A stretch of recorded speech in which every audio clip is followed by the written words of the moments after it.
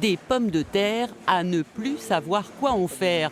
Dans son frigo, Frédéric Biazon en a aujourd'hui 500 tonnes en stock qui n'ont toujours pas trouvé preneur. On a l'habitude d'avoir une clientèle régulière toutes les semaines avec les restaurateurs et les cantines scolaires. Malheureusement, étant donné le contexte actuel, il n'y a pas de restaurant ouvert, donc c'est compliqué de vendre de la pomme de terre. Pour qu'elles ne lui restent pas sur les bras, ces pommes de terre, le jeune producteur a décidé de lancer une grande opération de déstockage pour les particuliers. Des filets de 10 ou 25 kilos à moitié prix et ça marche. Bon, on est sur Dijon aujourd'hui, alors on en a profité voilà, il faut les aider.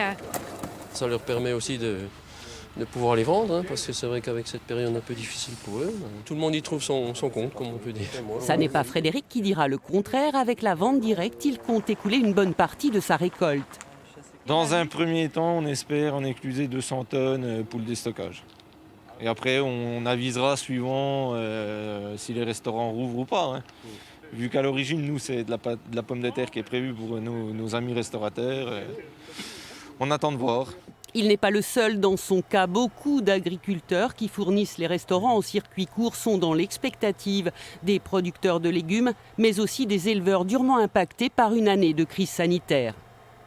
On n'a toujours pas chiffré encore l'impact économique, mais malgré tout, ça va quand même laisser des traces. Et puis, les gens se posent des questions sur la future campagne. Qu'est-ce qu'il va falloir qu'on plante dans nos champs? Parce que on va avoir des stocks dans nos exploitations et il faut qu'on ajuste ça auprès de nos fermes, quoi. Frédéric Biazon a déjà décidé de réduire sa production de pommes de terre. Il en plantera sur 15 hectares cette année au lieu de 20 l'an dernier.